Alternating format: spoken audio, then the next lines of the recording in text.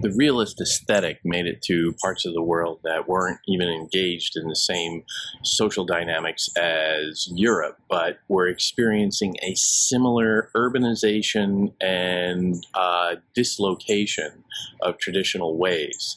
The world was growing up in the late 1800s and early 1900s, and people were being shifted out of ways of life that they had known for centuries. The economic opportunities helped flood the cities. People from the countryside who were seeking work. At the same time, not everybody could find work, so there was a significant rise in the rate of poverty.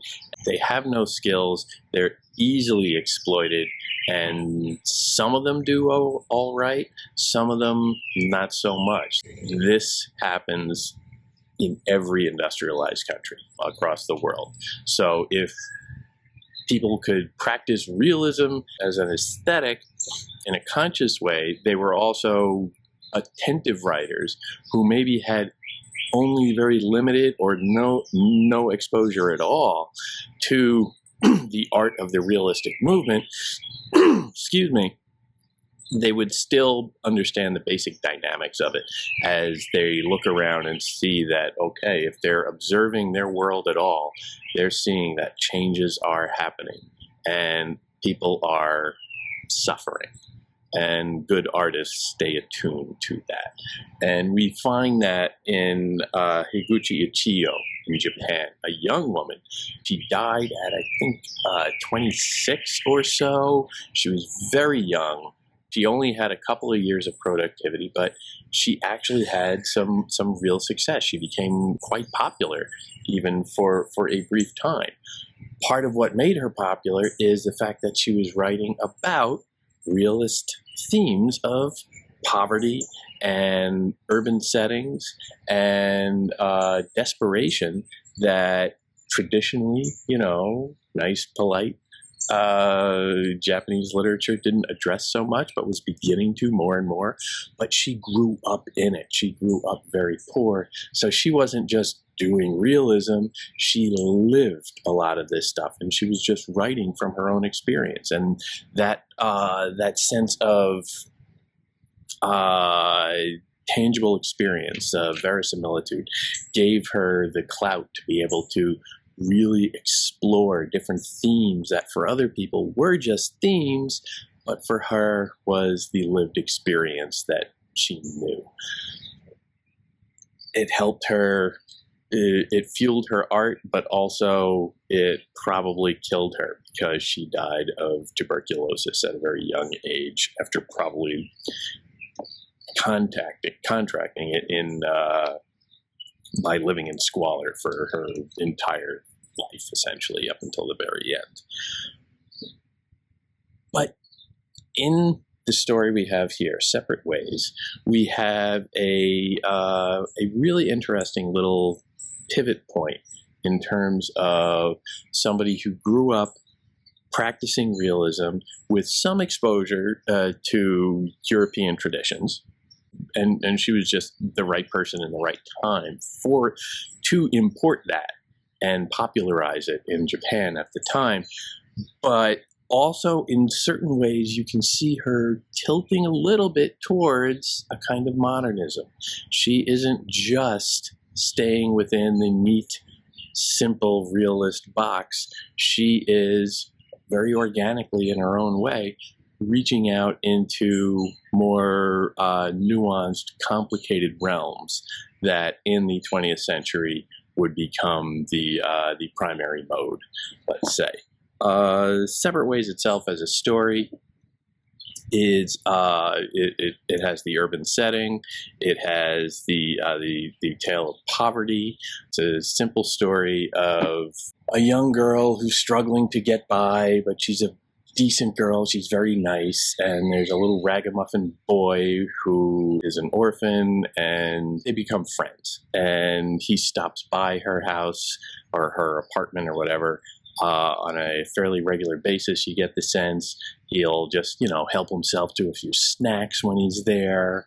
It's very obvious that they see one another as a kind of family, and perhaps even more than that. The boy is probably in that pubescent age when writers love to have adolescents just, starting to realize the ways of the world at that stage, and this little boy is very much in that. He is Kichizo. The girl is Okyo, and they have this interesting little dynamic. And it's a story of disillusionment, the common realist theme. Economic strife is an element, as I said. There are interwoven themes of or conflicts of class. She has parents. She is not wealthy by any means, but she at least has, in Kichizo's mind, at one point he says, "You're from a good family," and he very much envies that. He keeps identifying himself as her brother and calling her his sister. And he fixates on that. It comes up repeatedly, subtly, but repeatedly, where he understands that he is the lowest of the social strata. He is also, there is a certain gender dynamic here. There are off-screen men who take advantage of Okyo. There is a certain assertiveness in Kichizo as he is becoming a man, and he seems to want to control Okyo, and there's a little bit of a dynamic there that I see based in gender. So again, sort of a social determinist faction there. Kichizo is also repeatedly identified or called, mocked as dwarf. He is apparently rather short, or at least shorter than the average. For an 11-year-old Japanese boy, he's shorter than he should be, and he is constantly mocked for this in a very conspicuous and quite heartless way. Which, if you want to go realist social persecution, you can go in that direction and see, well, he is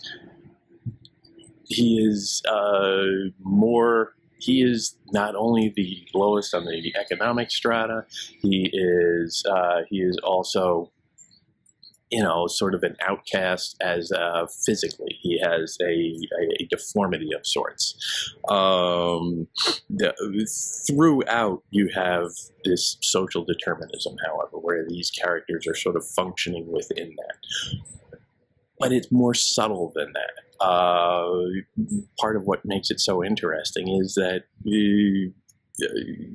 Higuchi Ichiyo moves within that narrow realm and doesn't let herself get boxed in.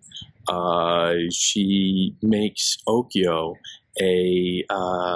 for being very poor herself, very desperate in her own way, she makes her a model of, at the beginning, traditional values. She is constantly spouting little proverbs. He who wears another's clothes will never get anywhere in life. She just responds to. She's constantly advising Kichizo with these little bromides that you can tell have just been handed down through generations. She has a family. She would have heard a lot of these, so she has that sense of social continuity. She is painted as just a lovely girl.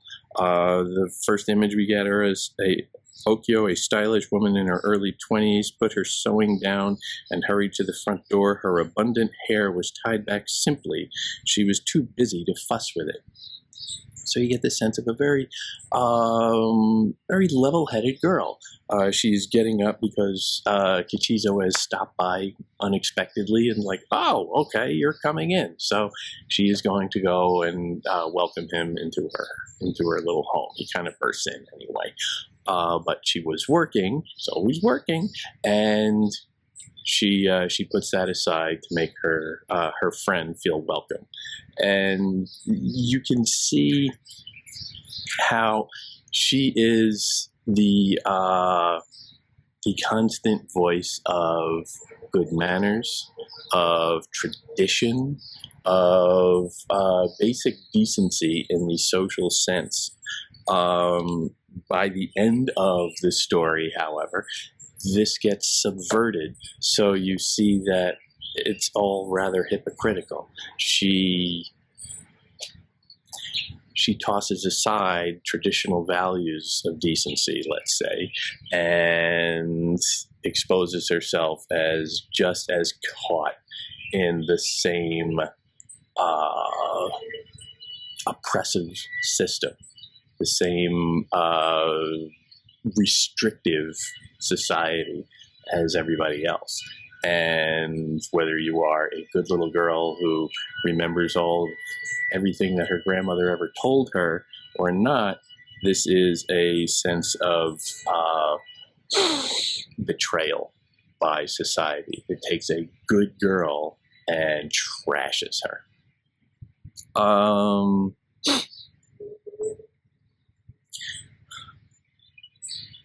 She is you get the sense, his only friend. Ichizo is mocked by everybody else. He's 11 years old. He oils umbrellas in umbrella repair and manufacture. So he doesn't go to school or anything like that. He's just a little street ragamuffin. If this were a Broadway show, he would probably be a newsie. He's just a working child who is trying to eke out a living. You get the sense that he barely makes anything, and he helps himself to, like I said, snacks when he comes by Okyo's place. He's like, you got some rice cakes there. Hey, can I have one? And there is the suggestion that, well, maybe he doesn't have any other food. Maybe this is his only food. But he is still helping himself to her food. And she doesn't have a lot of money either, doesn't have a lot of food to go around probably, but she is very welcoming to him and very helpful to him. And he makes himself at home. He exploits her. And he's kind of comfortable with that relationship. And he will,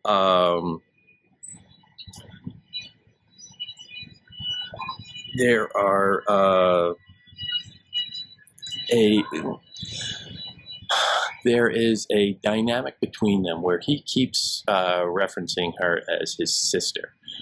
There is almost that suggestion. Maybe it's me reading into it. There is almost a suggestion that, well, maybe there is a deeper meaning there. He is, again, in the throes of puberty at this point, probably, or at least on the edge of it.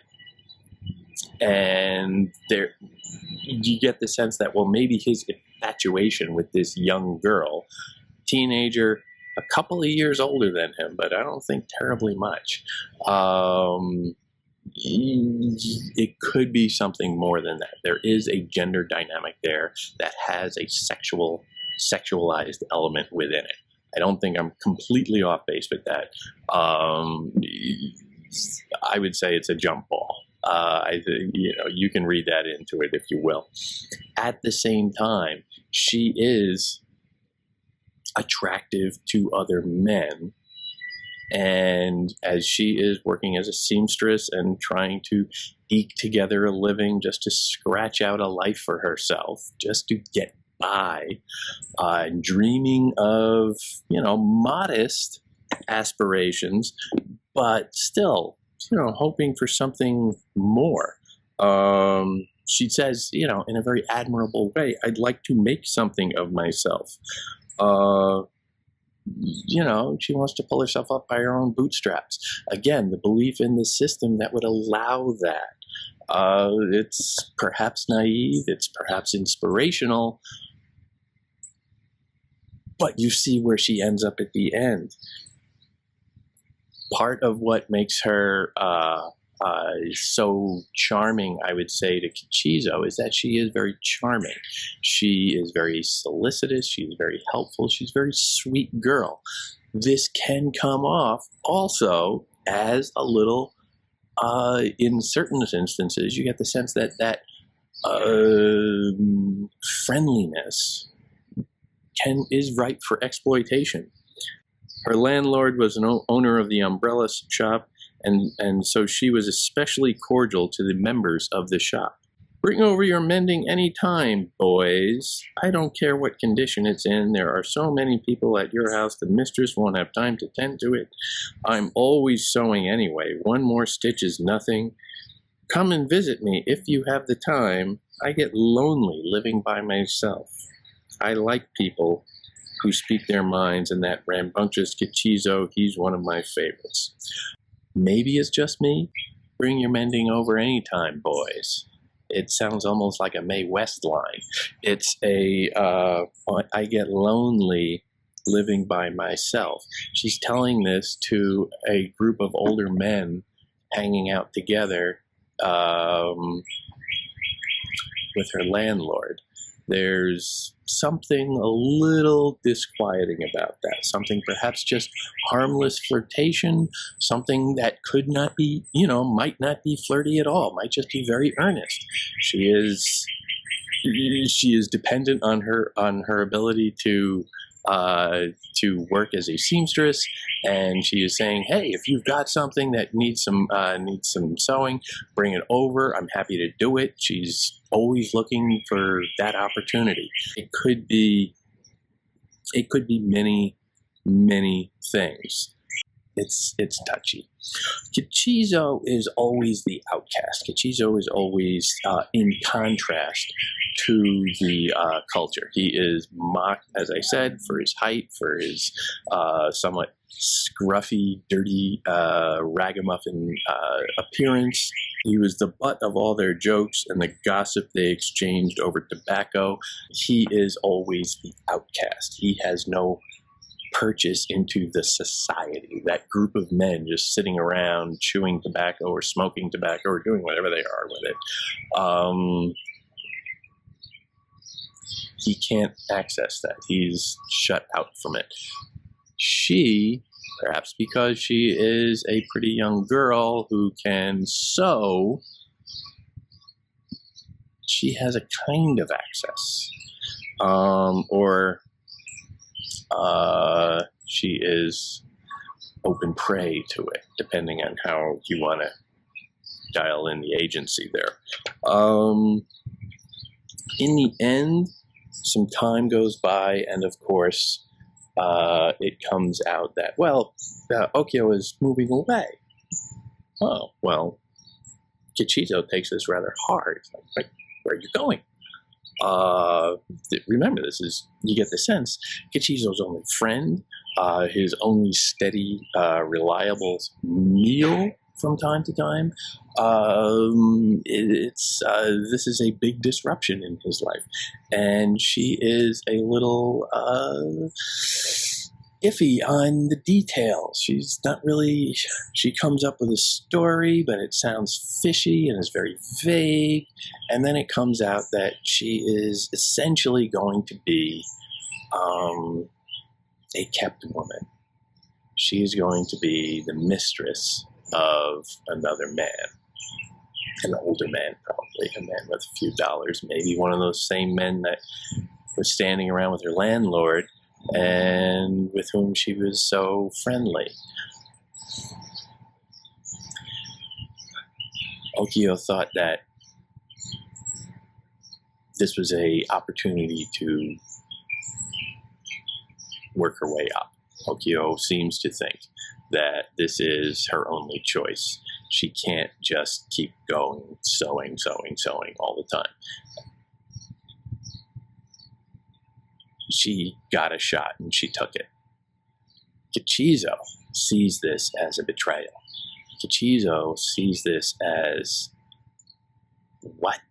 Kichizo was always sort of like the little bit of the naughty boy, a little bit of the scamp, and she was always scolding him and giving him all of these little proverbs and bromides and, oh, well, you've got to be honest and upright and all of this stuff. So he was relying on her. Kichizo was exploiting Okyo to be his little conscience, to whisper in his ear, to keep him on the straight and narrow, to be the family structure he does not have. And she abandons him. And he's hurt. And he's crushed by this. And they have this really nice little back and forth. Okyo says, towards the end, I won't be able to hear your voice calling anymore. How terrible the world is. And he shoots back, it's not the world, it's you. Whoa. This is where it cracks out of realism. Realism is generally, in the European tradition primarily, but I think we can see it in other traditions, social determinism. You cannot crack out of certain characters, cannot crack out of certain roles within society. They are only cogs in a much larger machine. Here, she seems to be trying to take refuge in that and saying, well, I have no choice. Free will. No, I don't have free will. I am just doing what I have to do to survive, and these are the circumstances that are taking me along. I got caught up. And he's saying, no, you can't hide in that. This is your choice. This is your free will. It's not the world. It's you. Own it. Your immorality is on you. It's not on anybody else. Wow. Right at the end, it's been building to this moment, and it butts up against the limits of the realist framework. And at that point, you start to realize, as you look back, is how much of this is actually proto-modernism. There is, it's largely dialogue driven. You're given very few stage directions or descriptions, as it were. You get nice little details. You point out the bit about the hair not being too fussy, because that's really the only detail we get about her physical appearance. We get other people calling him dwarf, so we assume, oh, okay, he's short, but we don't have any, we're never told, and he was only, 4'11". We're never given any of that information. We are piecing it all together as fragments from the little bit that we have. And that is almost all dialogue driven. This is very modernist. Look at the dialogue itself. There are very few speech tags on it. There's very few he said, she said. I don't know about you. I get into the middle of this and I start reading, and one line after the other, and pretty soon I have to go, now wait a minute, who is who here? And you have to kind of go back and say, oh, okay, there's the last one, and it says, okay, Okyo said. And then the next line, which has no speech tag, you can figure, well, okay, since it's only the two of them, that's going to be Kichizo, and then Okyo's the one after that, and you count down and down and down and down. And this is great if they were taking a writing course or a writing workshop today. Their stuffy little writing professor would probably say, well, no, you have to orient the reader a little bit more. But no. Modernism disorients the reader. Modernism forces the reader to grapple with the uncertainty. And at certain times, you have to ask yourself, why is it so hard to figure out who is speaking at a given moment? Well, maybe because their identities are a little fluid. If you're never sure who is speaking, that's intentional. And you have to think, well, okay, their identities as characters do shift throughout. At the beginning, like we said, Kichizo was kind of the scamp, and Okyo is always saying, well, okay, no, you have to be right, you have to be respectful, you have to be honest, work hard, you'll get ahead, and do this and do that. And she is the voice of traditional values. The end subverts that entirely. And she is the one who is a little bit on the shadier side of conventional morality. And he is the one coming at it from a moralistic point of view, and is so outraged that she would do something so unethical in his mind. We're all kind of the same. We're all that mixture. We are all subject to that. We are not fixed identities, but we shift as circumstances may demand. These are the reflections that come from engaging in this sort of reading. These are the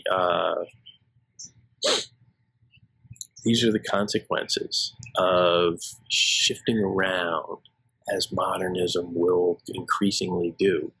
The stability of the reader's perspective. The reader may just really want to be oriented the whole time, probably does. But is that true? Isn't the reader as vulnerable in the world as everybody else? These characters are very vulnerable. They are subject to wild twists of fate. Kichizo and Okyo are just getting buffeted around. That is undeniable. There is an element of agency within that. It's not the world, it's you. But they are still victims of a sort. And maybe disturbing the comfortable bourgeois reading experience of seeing, well, okay, what are those poor people doing today?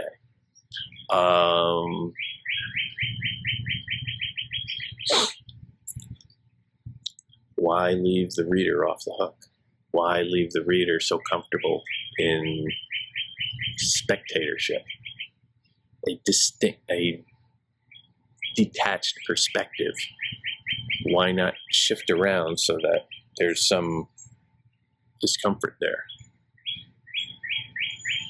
We're all subject to the same rules. We're all subject to the same social dynamics. We're all ultimately vulnerable. And in this, separate ways, Higuchi Ichiyo, they nail the heart of realism and the whole realist aesthetic mission.